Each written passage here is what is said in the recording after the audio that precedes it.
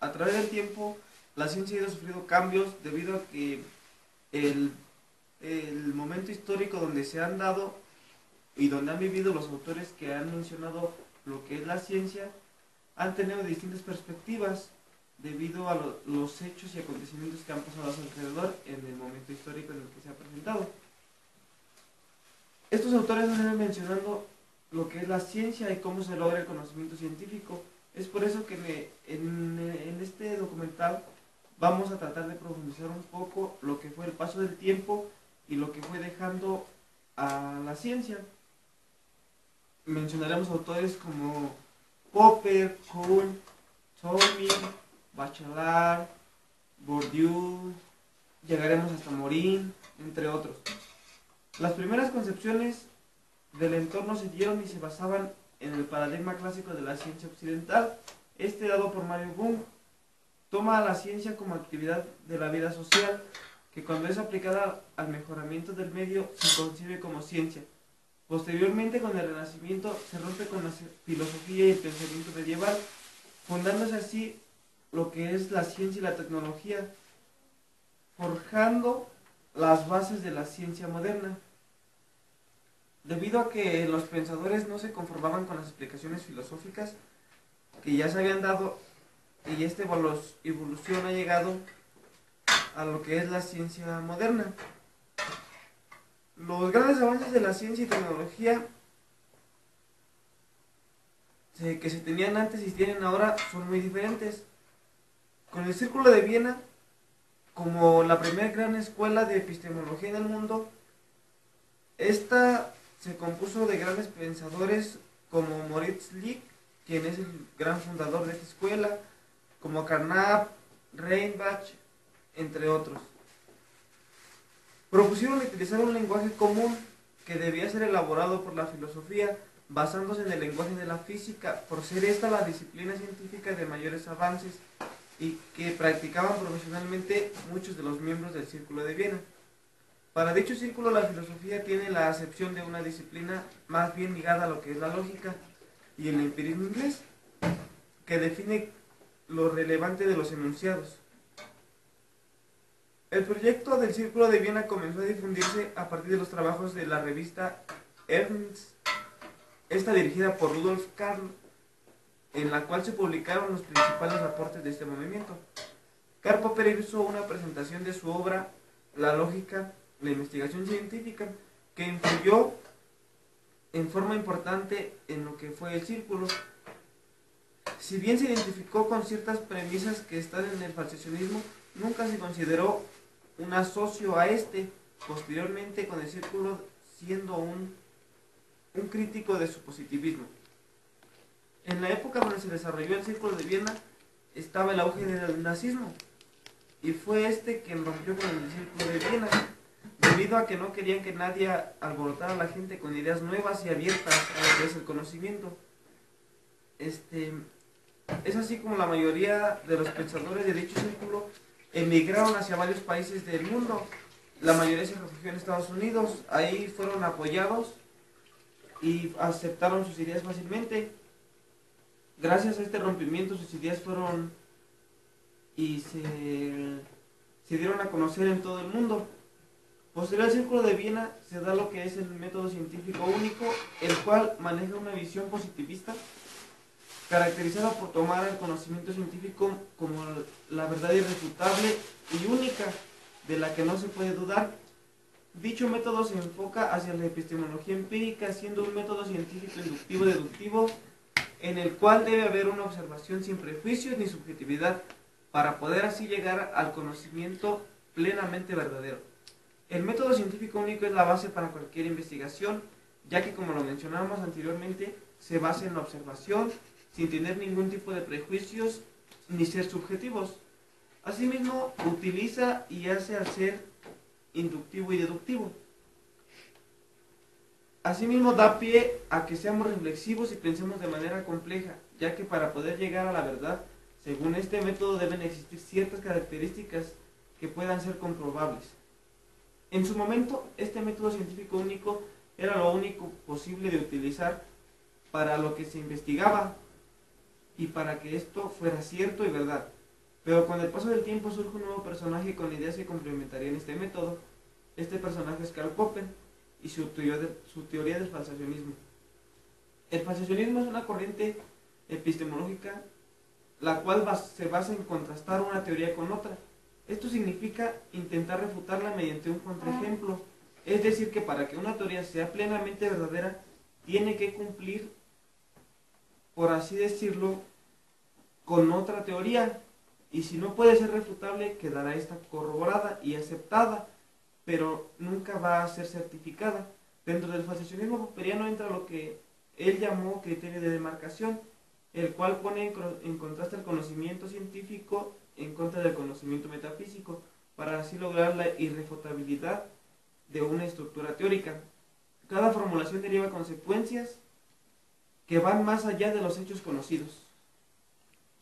El problema de la inducción nace del hecho que no se puede afirmar algo universal a partir de datos particulares que ofrecen la experiencia, ya que por muchos millones de cuervos negros que se vean, no se puede afirmar que todos los cuervos sean negros. En cambio, basta con encontrar a un solo cuervo que no sea negro para afirmar que no todos los cuervos son negros. Por esa razón, Popper introduce el falsacionismo como criterio de demarcación científica. Bien, pues para Popper no existe una verdad absoluta, a menos que ésta pueda ser falseable y refutable, ya que lo que ya está establecido como verdadero puede ser falso y dar pie a nuevos conocimientos. Hasta cierto punto, el falsacionismo es cierto y da buenos aportes a lo que es la ciencia, pero para poder refutarlo o complementarlo, no siempre se va a poder hacer esto de refutar las ideas ni aceptar que nada es real. Debe existir algo en lo que debemos aceptar y creer, y es aquí donde vienen las críticas al falsacionismo.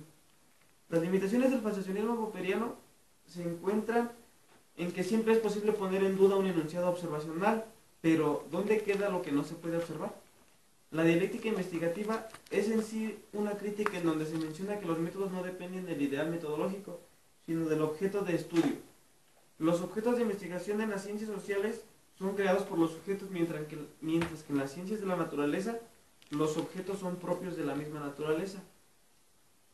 Es por eso que los objetos de estudio de las ciencias sociales no son tan sencillos, puesto que la sociedad es contradictoria, es racional, es irracional, etc. Por eso fue fuertemente criticado el falsacionismo, debido a que no todas las ideas pueden ser falseables. Los postulados de Popper fueron válidos y aceptados en su momento, pero con el paso del tiempo tuvieron que ser cambiados por la falta de aplicabilidad. Popper tuvo un discípulo llamado Lakatos y es él quien de alguna manera lo critica, pero complementa los postulados de Popper. Lakatos intenta lograr que sea más aplicable la teoría del falsacionismo y toma de Popper los ingredientes esenciales del racionalismo crítico, lo que fue la creencia del crecimiento del conocimiento científico y racional y la convicción de que es precisamente la crítica el vehículo de tal crecimiento. De Kuhn toma principalmente la tenacidad de los que hacen ciencia y la importancia de contextualizar la explicación del crecimiento de la ciencia. Como vimos anteriormente, el falsacionismo ingenuo de Popper no pasó desapercibido ante los ojos críticos de otros filósofos de la ciencia. Lakatos le critica a Popper sus experimentos cruciales, su noción ingenua de falsación y su falta de contextualización, la explicación del crecimiento científico a partir del choque entre las conjeturas y sus correspondientes refutaciones. Parecería, dice Lakatos, que cuando se diseña un experimento crucial para decidir entre dos teorías que están compitiendo por el dominio de un área determinada, los científicos están equipados con racionalidad instantánea para evaluar todas y cada una de las posibles implicaciones que se derivan de tal experimento. Esto simplemente no es posible, dice Lakatos, y agrega, es más un experimento que fue considerado crucial en una época, en otra posterior puede no serlo. Necesitamos tiempo para poder evaluar y poner en perspectiva las teorías científicas. Desde mi punto de vista, el pensamiento de Lakatos tiene mucha razón, ya que en sus postulados menciona que no es sencillo sacar una teoría y meter otra en su reemplazo, sino que es un proceso muy complejo en el que hay que tener en cuenta la influencia de todos los factores existentes. Posterior a Popper y Lacan, todos nos encontramos con un cambio revolucionario a todo lo que venimos viendo de las teorías científicas. Este cambio revolucionario fue dado por Kuhn, quien consideraba a la historia como algo más que un depósito de anécdotas o una cronología, sino algo que puede producir una transformación decisiva de la imagen que tenemos de la ciencia. También dijo que existe revolución científica del conocimiento acumulado al cambio continuo de paradigmas, en donde el método científico puede dar hipótesis e investigaciones diferentes, dependiendo de la educación y punto de vista del observador. Asimismo, Kuhn expuso la evolución de las ciencias naturales básicas de un modo que se diferenciaba de forma sustancial de la visión generalizada entonces. Según Kuhn, las ciencias no progresan siendo un proceso uniforme por la aplicación de un hipotético método científico, sino que se verifican cuando dos fases diferentes del desarrollo científico ocurren. En un primer momento hay un amplio consenso en la comunidad científica sobre cómo explotar los avances conseguidos en el pasado ante los problemas existentes, creándose así soluciones universales que Kuhn llamaba paradigma. El término paradigma designa todos los compromisos compartidos por una comunidad de científicos, por un lado los teóricos, ontológicos y de creencias, y por otro lado los que hacen referencia a la aplicación de la teoría y los modelos de solución de problemas. Kuhn acepta que el enfoque del interaccionismo simbólico sobre actores y sus pensamientos, al igual que sus acciones. Por otra parte, nos encontramos con un autor más, se llama Feyerabend. Él está en contra de lo que es el método, convencido de que el anarquismo no es quizá la filosofía política más atractiva, pero puede procurar sin duda una base excelente a la epistemología y a la filosofía de la ciencia. Dicho autor nos menciona también que la historia en general y la historia de las revoluciones son más ricas en contenido, más variadas, más vivas, más sutiles de lo que incluso el mejor historiador pueda contarlo.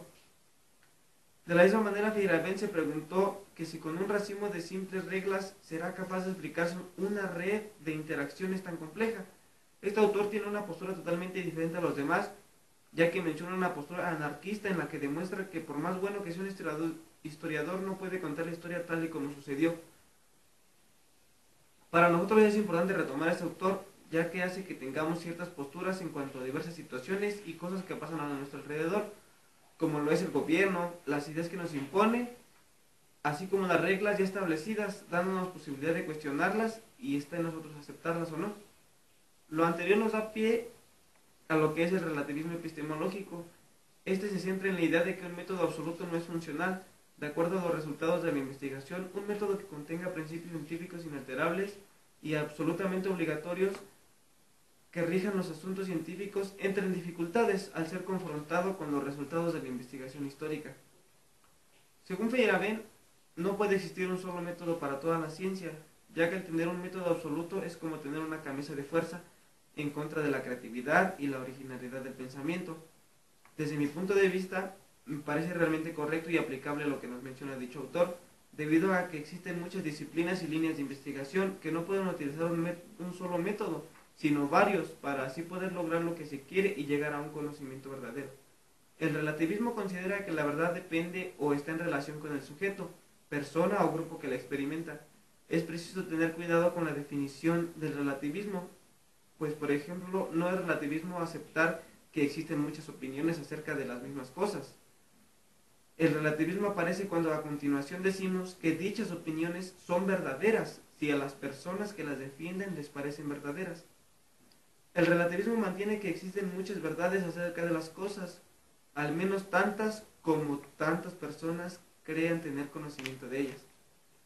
Es importante que abordemos estas ideas, ya que así podemos darnos cuenta de que no puede haber un método único para explicar nuestra realidad, dándonos la posibilidad de pensar autónomamente y creer en lo que mejor nos convenga, e investiguemos cómo son los procesos evolutivos del conocimiento dados por Tolmin, quien se basa que la evolución de las especies es similar a la de los conceptos. En su libro La comprensión humana, Tolmin instala una discusión acerca del cambio conceptual y del cambio científico para evaluar las categorías de análisis por donde se moviliza el conocimiento científico desde la lógica del objeto y el sujeto. Este autor nos introduce a uno de los temas más controvertidos para muchos científicos inclinados hacia el racionalismo. Esto es la naturaleza valórica de la ciencia y sus métodos. Define al menos 5 tipos de fenómenos científicos. Fenómenos que llama racionales, sin procedimientos disponibles, fenómenos explicados hasta cierto punto y que requieren de una mayor precisión y comprensión, fenómenos en los que se establece una mutua relación entre conceptos que coexisten en una misma rama de la ciencia, fenómenos en los que la mutua relación entre los conceptos son diferentes de las ramas de la ciencia y que pueden explicarse desde diferentes ángulos, lo que él llama problemas entre conceptos y procedimientos corrientes. Tolmin trata de explicar el desarrollo conceptual partiendo de la evolución, dando cuenta cómo se transforman las poblaciones conceptuales. La evolución de los conceptos es similar a la de las especies, dando así un patrón de desarrollo por innovación. Este autor toma en cuenta el proceso evolutivo de los conceptos para poder hacer un estudio progresivo de los mismos, comparándolos así con la evolución de las especies. Creo que Tolmin nos regresa el avance que se había hecho con los autores anteriores, ya que este autor compara las especies con los conocimientos y desde mi perspectiva, obviamente tiene algunas ideas aplicables en la investigación, pero no es tan relevante, ya que no concuerda con a lo que nosotros queremos llegar. Bien, pues dando un nuevo enfoque a la búsqueda del conocimiento, se da la corriente epistemológica francesa, en donde la epistemología es el conocimiento o estudio, rama de la filosofía cuyo objeto de estudio es el conocimiento. Dentro de la investigación educativa, la relación directa de la corriente epistemológica francesa es la visión de Bachelard y Edgar Morin, así como las bases que implantaron Bourdieu, Chamberdon y Passeron respecto a las ciencias sociales. La corriente epistemológica francesa plantea el problema de la creatividad de la ciencia, siendo su función central la creación de cosas nuevas, pero teniendo en cuenta el marco exterior que la proyecta. La preocupación no es compulsivamente lógica ni reduccionista, como ocurre en la epistemología anglosajona. Acepta más allá la complejidad de la ciencia en su relación con lo cultural, lo psicológico y en algunos casos lo político. Con el paso del tiempo, la ciencia ha ido sufriendo diversos cambios, como lo estamos viendo ahorita, que hasta que se ha logrado para llegar a algo más concreto. Es por eso que la corriente epistemológica francesa es lo más actual y como tal lo que más responde a los problemas educativos que se presentan en estos momentos en nuestro contexto. La visión de Bachelard trata de un análisis y contraposición a las ideas positivistas y al espiritualismo. Asimismo, considera su filosofía de las ciencias: la ciencia no puede producir verdad. El desarrollo de saber se produce por error. Según Bachelard, la ciencia no puede producir verdad. Lo que debe hacer es buscar mejores maneras de preguntar a través de rectificaciones. Él usa para ejemplificar el caso una metáfora. El conocimiento de lo real es una luz que siempre proyecta alguna sombra. Cada superación de algún obstáculo epistemológico conlleva necesariamente a otro obstáculo más complejo quizá.